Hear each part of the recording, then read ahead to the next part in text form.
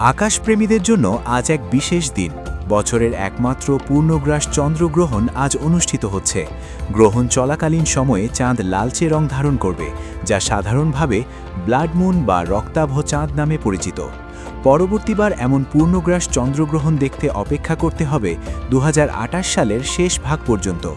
এর আগে রবিবার 1 মার্চ আন্তঃবাহিনী জনসংযোগ পরিদপ্তরের এক সংবাদ বিজ্ঞপ্তিতে জানানো হয়, মঙ্গলবার 3 মার্চ দুপুর 2:42:36 চাঁদ উপচ্ছায়ায় প্রবেশের মাধ্যমে গ্রহণের প্রক্রিয়া শুরু হবে। পূর্ণগ্রহণ শুরু হবে বিকেল 5:03:54 এবং কেন্দ্রীয় গ্রহণ হবে বিকেল 5:33:42।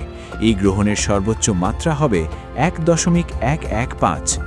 পূর্ণগ্রাস চন্দ্রগ্রহণের সময় পৃথিবী যখন সূর্য ও চাঁদের মাঝখানে চলে আসে, তখন সূর্যের সরাসরি আলো চাঁদে পৌঁছতে বাধা পায়।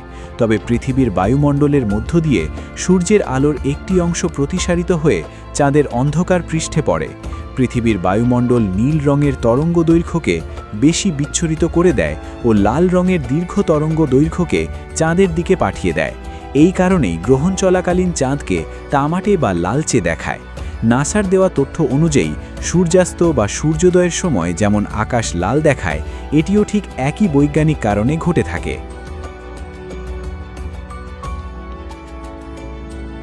সারা জীবনের কষ্ট অর্জিত টাকায় বানান আপনার স্বপ্নের বাড়ি।